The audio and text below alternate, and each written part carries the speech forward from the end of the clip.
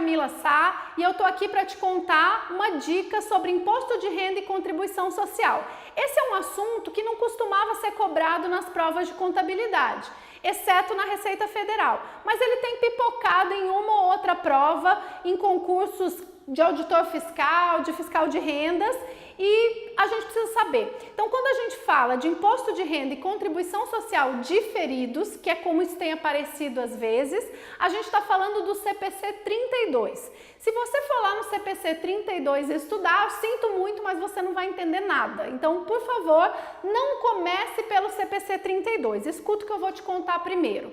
O imposto de renda e a contribuição social das pessoas jurídicas pode ser apurado pelo lucro arbitrado, pelo lucro presumido e pelo lucro real. Eu vou esquecer hoje aqui o arbitrado e o presumido, uma outra vez a gente conversa sobre isso e vou falar rapidamente do lucro real.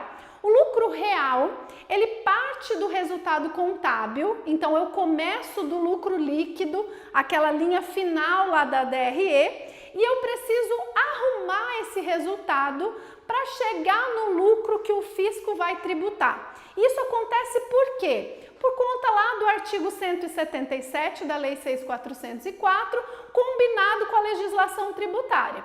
O artigo 177 fala para a gente o seguinte, olha, toda vez que você tiver que respeitar uma regra fiscal, uma regra de um órgão regulador, uma outra regra que não seja legislação contábil, societária, comercial, você vai fazer isso em registros auxiliares. Aí vem a lei tributária ou as leis e diz que uma série de coisas que são contabilizadas serão tributadas em outro momento, ou não serão tributadas, ou não serão deduzidas. Para fazer com que esses dois lucros conversem, a gente tem um recheio entre o lucro contábil e o lucro real, que são os ajustes para atender às regras fiscais. Esses ajustes são adições e exclusões. Então eu faço adições normalmente de despesas que estão contabilizadas e que o fisco não aceita, e faço exclusões de receitas que estão contabilizadas e que o fisco não tributa. Também posso fazer adições de receitas não contabilizadas e que vão ser tributadas e exclusões de despesas não contabilizadas que serão dedutíveis. Para não confundir vocês, eu parto do lucro contábil, faço adições e exclusões, que são ajustes para chegar no lucro que o fisco vai tributar. Acontece que essas adições e exclusões, elas são classificadas em dois tipos. Eu tenho adições e exclusões temporárias e permanentes. As permanentes são aquelas que são ajustadas hoje e não se fala mais nesse assunto. Então, de fato, existe um tratamento diferente entre a contabilidade e o fisco. Por exemplo, resultado de equivalência patrimonial, que é contabilizado, mas não é tributado. Por exemplo, as doações em geral. Eu tenho que contabilizar uma despesa com doação, mas normalmente o fisco diz, você doa o que você quiser, eu não estou doando o meu imposto, então eu não aceito essa doação. As multas, as gratificações, sei lá, tem uma lista aí de ajustes permanentes. Só que existem também os ajustes temporários. E o que são ajustes temporários? São aqueles ajustes que vão voltar para a base de cálculo em um outro momento. A diferença entre a regra contábil e a regra fiscal, ela é temporal. Ela tem a ver com um intervalo de tempo. Então, eu não tributo hoje, mas eu vou tributar depois. Eu não deduzo hoje, mas eu vou deduzir depois. Por exemplo, eu tenho uma regra fiscal que me permite depreciar uma máquina mais rápido para fins fiscais do que para fins contábeis, porque a contabilidade vai fazer a depreciação com base na estimativa real. A regra fiscal pode estar, por exemplo, incentivando, estimulando uma determinada atividade a trocar suas máquinas, trocar seus equipamentos de fábrica, seus equipamentos industriais.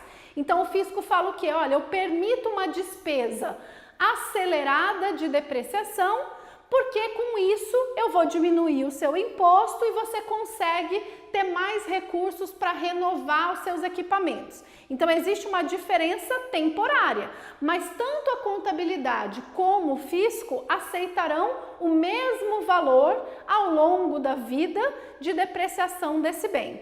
Nesse caso em que eu tenho diferenças temporárias, o que acontece? Eu faço uma adição hoje que vai me gerar uma exclusão no futuro. Então pensa comigo, se eu adiciono uma coisa hoje, eu aumento a minha base de cálculo do imposto e pago mais. Lá no futuro, quando eu puder excluir, o que vai acontecer? Eu vou diminuir a base do meu imposto e, consequentemente, vou pagar menos. Isso aqui não parece um ativo? Uma coisa que está me fazendo um aumento de imposto hoje, mas que no futuro vai me trazer um benefício de redução do imposto. Então, as adições temporárias geram um ativo fiscal diferido, IR ou CS diferidos. Diferido por quê? Porque ele está postergado no tempo. Do outro lado, no passivo, se eu faço uma exclusão hoje, como é o caso da depreciação, para no futuro ter que adicionar, eu estou diminuindo a minha base hoje e no futuro, quando eu tiver que adicionar, eu vou aumentar o meu imposto a pagar, vou aumentar o meu passivo. Então, isso me gera um passivo fiscal diferido. Adição temporária gera ativo fiscal diferido. Exclusão temporária gera passivo fiscal diferido. O valor do ativo ou passivo fiscal diferido tem que corresponder à alíquota do imposto de renda ou da contribuição social que você espera resolver isso lá na frente. Então, hoje, as pessoas jurídicas pagam 15% de imposto de renda e mais um adicional de 10% sobre o que passar de 240 mil. Em geral, o IR diferido é constituído por 25%. Que é a soma desses dois.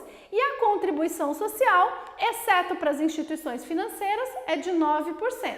Então, se você encontrar em alguma prova aí, calcule 34% de diferido, é a soma desses dois, o 25% do IR com o 9% da CS. Esse assunto é difícil, gente, eu vou voltar nele em alguma outra dica. O que você precisa lembrar aqui hoje? Que existem adições e exclusões permanentes e temporárias no cálculo do imposto de renda e da contribuição social pelo lucro real. O que for temporário gera o diferido. Adições temporárias gera diferido ativo, exclusões temporárias geram diferido passivo. Muito difícil, gente? Vai refrescar a cabeça, respira antes de estudar um outro assunto e eu volto com esse assunto logo mais numa próxima dica, tá bom? Obrigada e até a próxima!